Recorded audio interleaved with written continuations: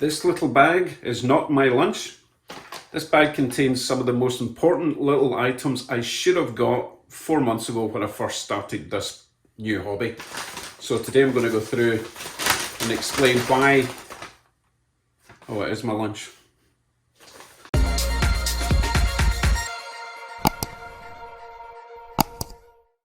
Hello YouTubes, welcome to another Mail Call Monday, and I do have something pretty special to continue my train addiction. It's just one local, but I'll get to that later.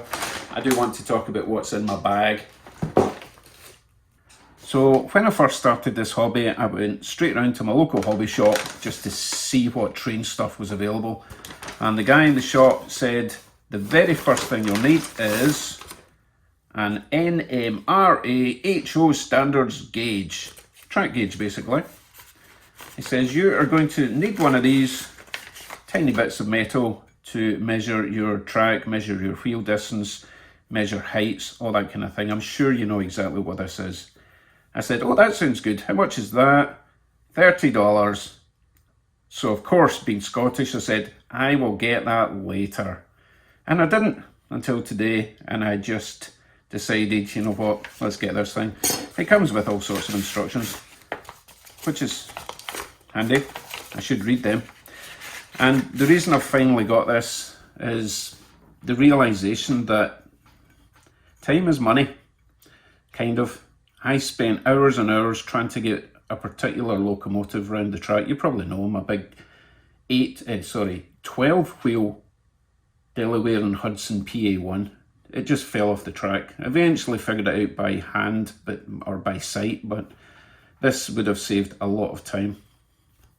So there we go, I've got one. It looks a wee bit bent, but makes a nice wee noise. Anyway, I've got one now. Yes, it was expensive, but I really think everyone needs one of these. Right, next thing, instead of using 3-in-1 oil, I've finally got myself some LaBelle oil, and it's got the nice little needle adapter thing. And you don't use a lot of this stuff. I think it's worth getting. Hopefully it's not too expensive. I mean, engine oil, you know, I could have got like 4 quarts for the same price of engine oil, but it doesn't do the same thing. You need something that's not going to destroy what you've got. Next thing isn't actually essential, but if you've been using super glue, you'll know that super glue doesn't stick to everything. And apparently you really need plastic cement to stick, you know, your kits together. Huge bottle with a little brush. It was only like $6, so I'm happy with that. And of course, one of these that everyone's got except me, Bright Boy to clean my tracks. It's just a rubber, basically an abrasive rubber, or eraser as you politically correct guys call them. So I'll be putting that to use immediately. So thanks to my Patreon members for donating your hard-earned cash, which helped me buy all that essential stuff. I feel like a professional modeler now. Right, let's see what's in my box. So this is another eBay purchase, and I'm a little bit nervous because it said it was brand new in box, but it's quite an old HO scale DC model. So how can it be brand new in box? Maybe they just mean good as new. And I'm being a bit more careful with the cutting open this time. If you remember in the last one, I kind of scored the model that I was carefully unwrapping.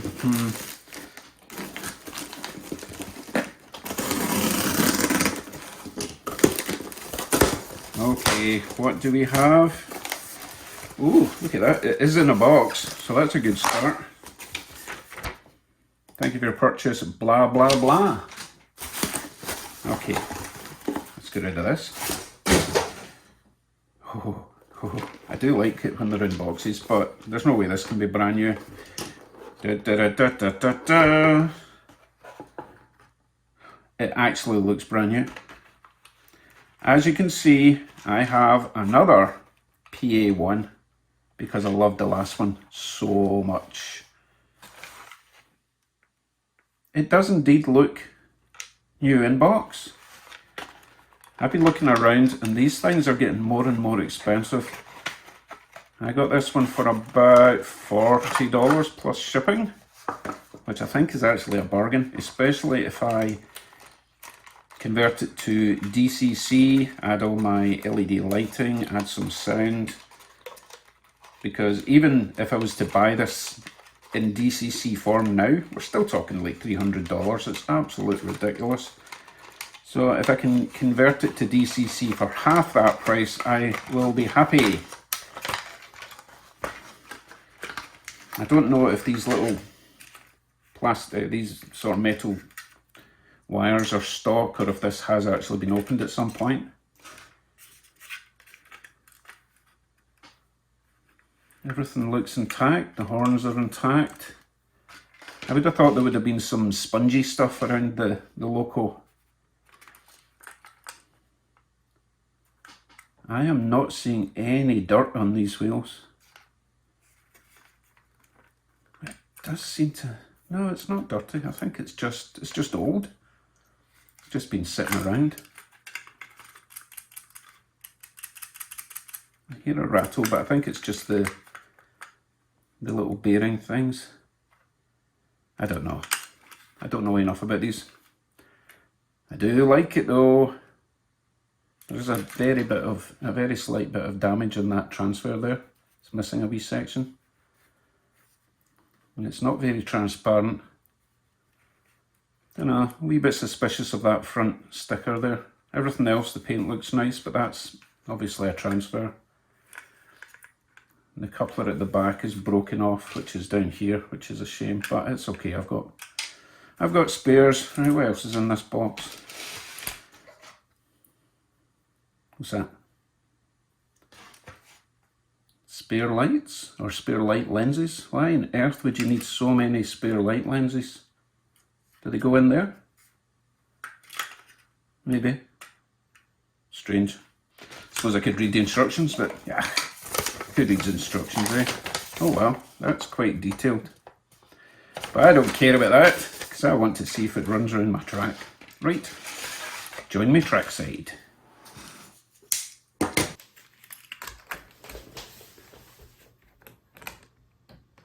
So many wheels. Okay, power time.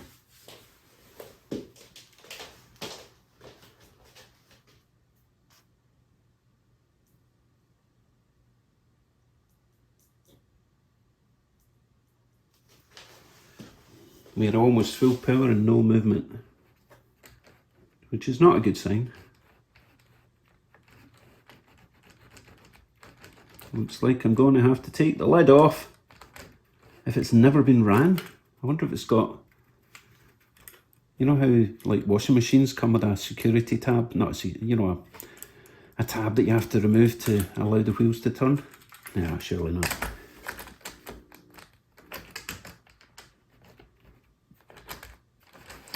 My wee light's coming on, but there's no one at home.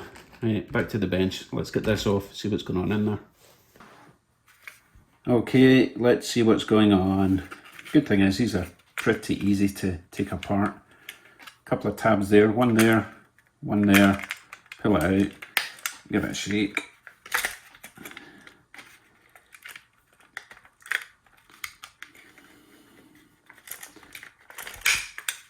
It does get hung up in the little steps though, on this particular loco, which I know that from my other one.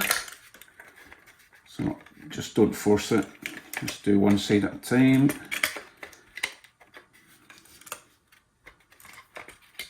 And we are free. Just got to watch the coupler. Oh, it looks like I'm going to have to remove the coupler at the front. Didn't have this problem in my other one because it doesn't have a coupler. Wish I'd spotted that first. Should just unclip.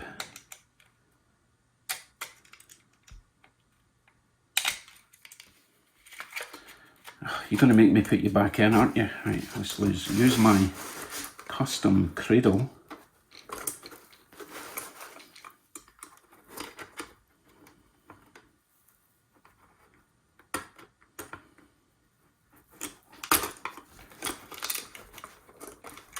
Yeah, I don't think I will be putting that back in anyway.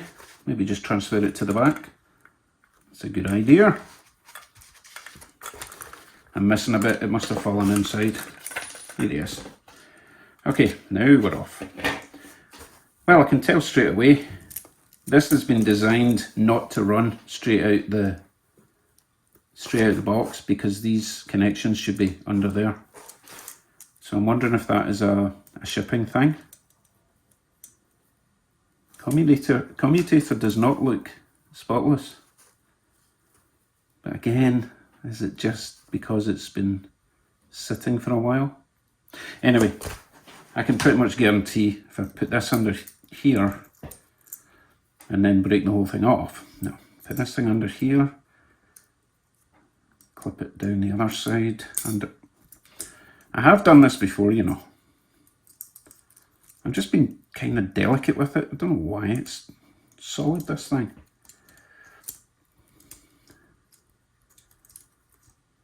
Okay. So that should complete the circuit now. Pretty sure if I try my battery, everything will turn.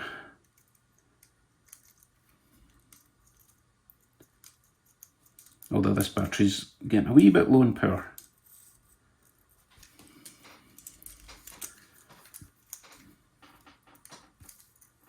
Lights coming on. It is spinning a bit. There we go, it's spinning now. And remember, you're supposed to run these for like half an hour in either direction. So before speeding up now. Before I go too mad, I may as well use my brand new oil. Give it a bit of a loop. You know what, it probably says all this in the instructions that I never read because I'm an idiot. But hey, let us just squirt a little bit of oil, not too mad. Remember, one little squirt goes quite far because it will disperse throughout the whole gear system. A couple of squirts on that side. It's really just a drop.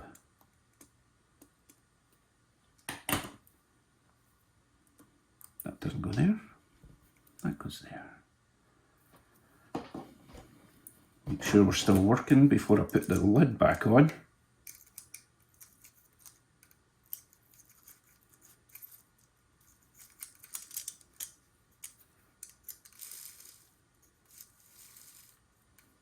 Yeah, we're still working. It's just this battery's a wee bit in the dead side. Lovely. Right, let's put it back together.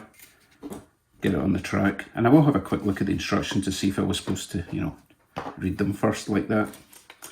I'm such an idiot. See you in a sec.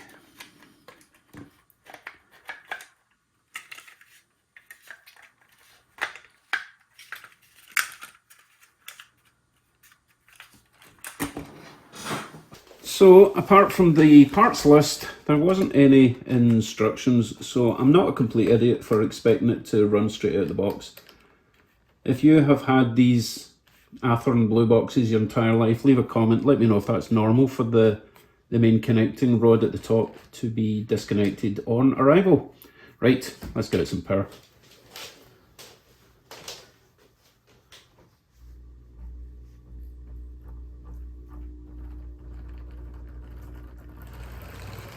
That's better. A little bit choppy to get going, and a little bit noisy as you can probably hear, but we obviously have to run it for a while.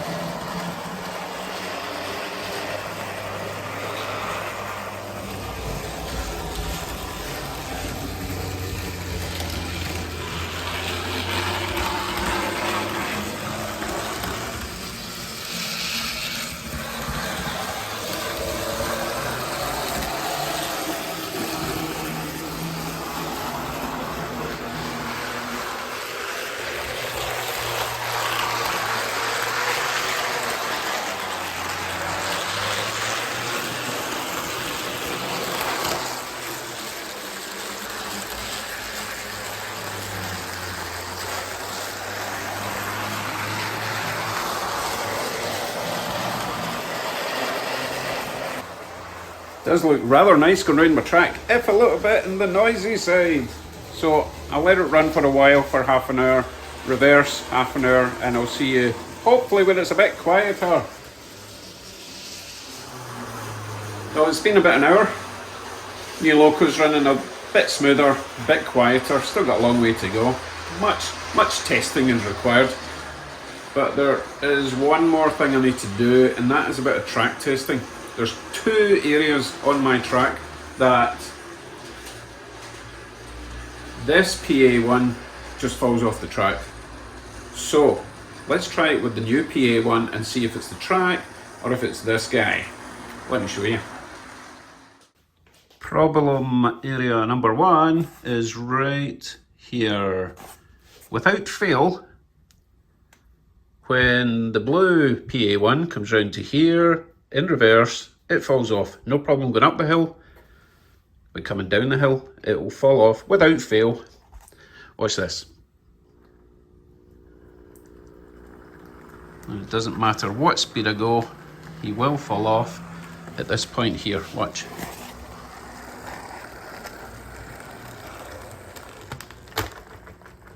Okay, it was that point, but you get the idea. He falls off right there. So let's try the red PA1. Okay, same speed, same area. Perfect. Doesn't fall off. Let's go forward and back just to make sure.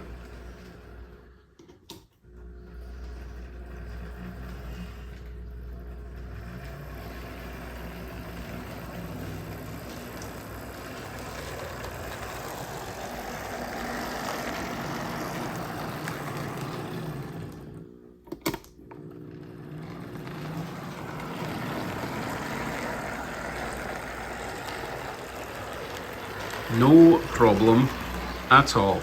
Okay, on to problem area number 2. The next problem area is this set of points. For some reason, he doesn't like to turn right. He likes to go straight ahead, or at least half of him likes to go straight ahead and the back end likes to come round this way. Let me show you what I'm talking about.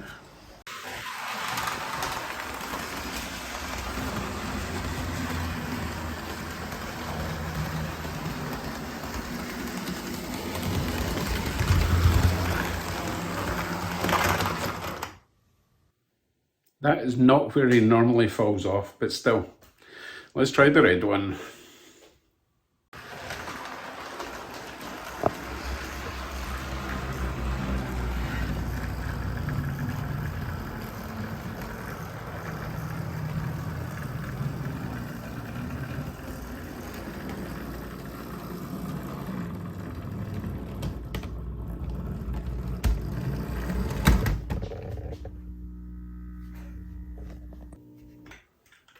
What in the world?